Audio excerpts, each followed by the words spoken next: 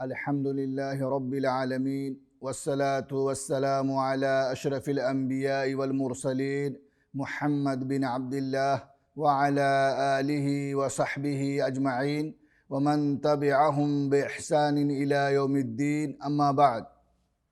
ناظرین کرام، السلام علیکم ورحمۃ اللہ وبرکاتہ. آج ہماری گفتگو کا یہ تیسرا حلقہ ہے. ہم اس حلقے میں اپنی گفتگو کو مزید بڑھانے سے پہلے پچھلے حلقے پہ کچھ تبصرہ کرنا چاہیں گے.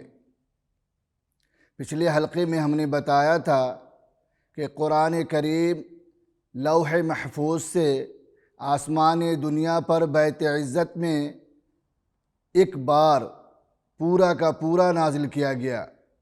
پھر بیت العزت سے نبی کریم صلی اللہ علیہ وسلم پر حضرت جبریل امین علیہ السلام کے ذریعے 23 سال کی مدت میں حسب حاجت تھوڑا تھوڑا کر کے اتارا گیا. اور ہم نے یہ بھی بتایا کہ نزول وحی کی چند صورتیں ہوتی ہیں. پہلی صورت تو یہ تھی کہ وحی گھنٹی کی آواز کی طرح آتا. دوسری صورت وحی کی یہ تھی کہ فرشتہ انسانی شکل میں آ کر وحی لاتا. تیسری صورت یہ تھی کہ براہ راست بلا کسی واسطے کے نبی کریم صلی اللہ علیہ وسلم اللہ تعالیٰ سے ہم کلام ہوتے. تو یہ تھی وحی نزول کی صورتیں. پھر ہم نے بتایا کہ وحی نزول کے دوران جو مدت ہوتی ہے وحی کے اترنے کی، وحی نزول کے دوران نبی کریم صلی اللہ علیہ وسلم پر مشقت ہوتی تھی، شدت ہوتی تھی، آپ پہ بوجھ سا لگتا تھا. محترم ناظرین، آج کے حلقے میں ہم آپ کو بتائیں گے کہ قرآن کریم کی کتابت و تدوین کے کتنے مراحل ہیں، اور یہ بتائیں گے کہ قرآن کریم نبی صلی اللہ علیہ وسلم کے زمانے میں اس کی حفاظت کیسے کی گئی. تو محترم ناظرین، اللہ تعالیٰ کا ارشاد ہے اِنَّا نَحْنُ نَزَّلْنَا الذِّكْرَ وَإِنَّا لَهُ لَحَافِظُونَ. یقیناً ہم نے قرآن نازل فرمایا ہے اور ہم ہی اس کی حفاظت فرمائیں گے. قرآن کریم کی حفاظت نبی کریم صلی اللہ علیہ وسلم کے دور میں دو طریقے سے کی گئی. پہلے تو یہ کہ قرآن کریم کو حفظ کر کے، دوسرا طریقہ یہ کہ قرآن کریم کی کتابت و تدوین کے ذریعے. تو پہلے طریقے میں قرآن کریم کو حفظ کر لیا گیا.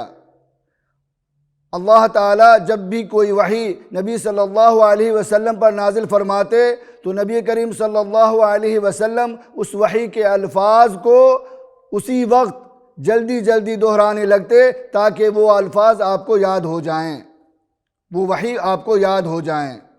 تو اللہ تعالیٰ نے آپ کو ہدایت فرمائے کہ آپ وحی نزول کے وقت الفاظ کو جلدی نہ دہرائیں، آپ مطمئن رہیں. ہم آپ میں ایک ایسا حافظہ فرما دیں گے جس کی وجہ سے آپ اس وحی کو نہیں بھول سکیں گے. چنانچہ ایسا ہی ہوا، ادھر آیات قرآنی کا نزول ہوتا اور ادھر آپ کو آیتیں یاد ہو جاتی.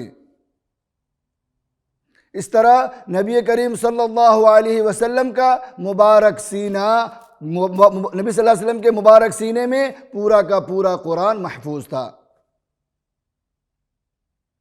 آپ صلی اللہ علیہ وسلم اپنے صحابہ کرام رضوان اللہ علیہم اجمعین کو حفظ کراتے اور ان کو حفظ کرنے اور دوسروں کو حفظ کرانے کی ترغیب کرتے. اس طرح صحابہ کرام نے تابعین کو قرآن حفظ کرایا اور تابعین نے تابعین کو حفظ کرایا، اور اس طرح حفظ و تحفیظ کا سلسلہ جاری رہا ہم آج تک. آج تک حفظ و بعثت سے لے کر آج تک قرآن کے حفظ و تحفیظ کا سلسلہ جاری رہا، بغیر کسی کمی کے سند عالی کے ساتھ نبی کریم صلی اللہ علیہ وسلم سے، اور نبی کریم صلی اللہ علیہ وسلم حضرت جبرائیل علیہ السلام سے، اور حضرت جبرائیل علیہ السلام اللہ رب العزت سے۔ محترم ناظرین، اب ہم آتے ہیں قرآن کریم کی حفاظت کے دوسرے طریقے کی طرف۔ قرآن کریم کی حفاظت کتابت کے ذریعے ہوئی۔ آپ صلی اللہ علیہ وسلم قرآن کریم کو حفظ کرانے کے ساتھ ساتھ اس کی کتابت کا بھی اہتمام فرماتے تھے۔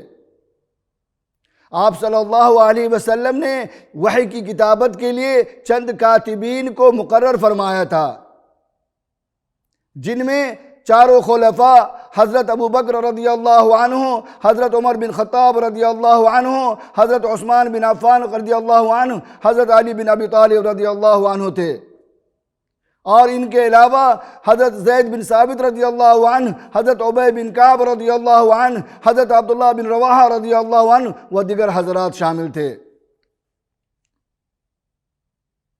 آپ صلی اللہ علیہ وسلم پر کوئی وحی نازل ہوتا تو یہی کاتبین حضرات کاغذ کے ٹکڑے، چمڑوں پہ، ہڈیوں پہ، پتھروں پہ، درختوں کی شاخوں پہ، اور درخت کے پتوں پہ، کھجور کی شاخوں پہ، متفرق اشیاء پہ آپ حضرات اس وحی کی کتابت فرماتے۔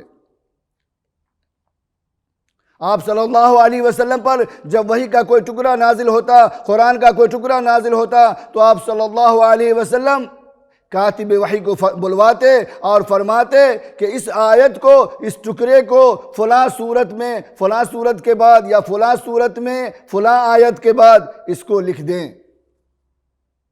اس طرح قرآن کریم آپ صلی اللہ علیہ وسلم کے زمانے میں ایک جگہ جمع تو نہیں تھا، متفرق حصوں میں موجود تھی اور محفوظ تھا۔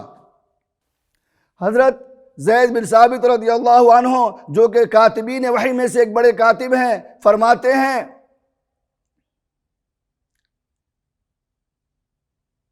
کہ میں نبی صلی اللہ علیہ وسلم کے لیے وحی کی کتابت کرتا تھا۔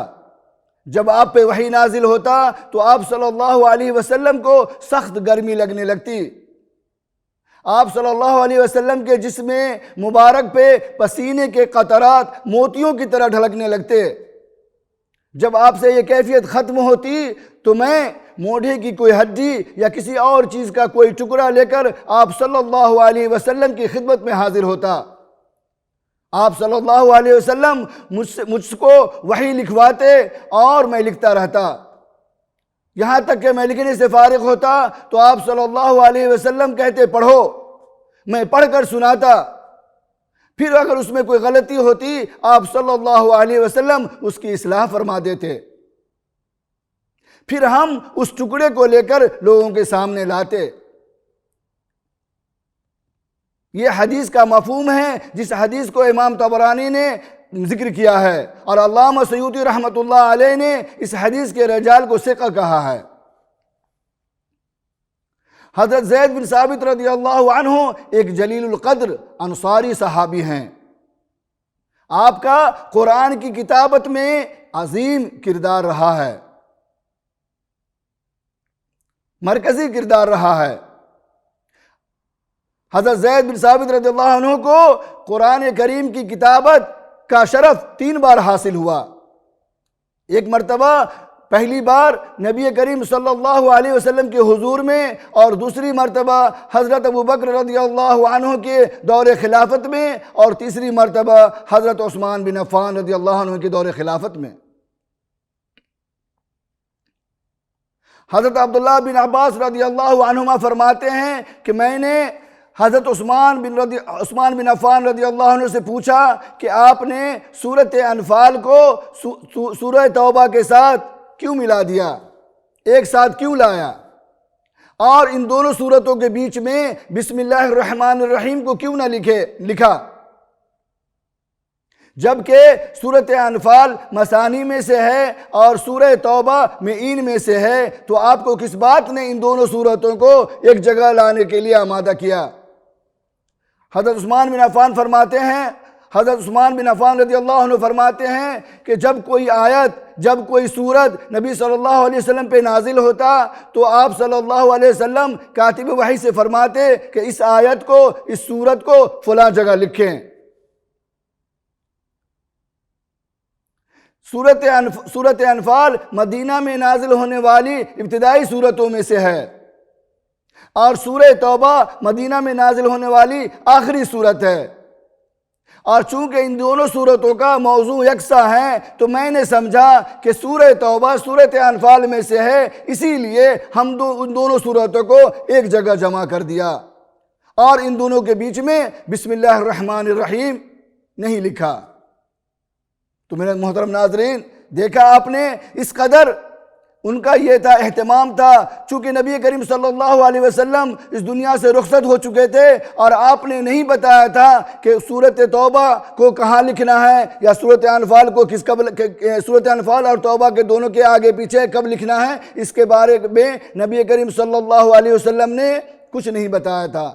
تو حضرت عثمان نے سمجھا کہ یہ اسی میں سے ہے، اس لیے ان دونوں کے بیچ میں بسم اللہ الرحمن الرحیم نہیں لکھا گیا۔ محترم ناظرین، یہ تھا نبی کریم صلی اللہ علیہ وسلم کے زمانے میں قرآن کریم کی حفاظت، قرآن کریم کی کتابت اور تدوین۔ انشاءاللہ ہم اگلے حلقے میں مزید اس موضوع پہ گفتگو کریں گے، اور اب ہم اپنی گفتگو کو یہیں ختم کرتے ہیں۔ السلام علیکم ورحمۃ اللہ وبرکاتہ۔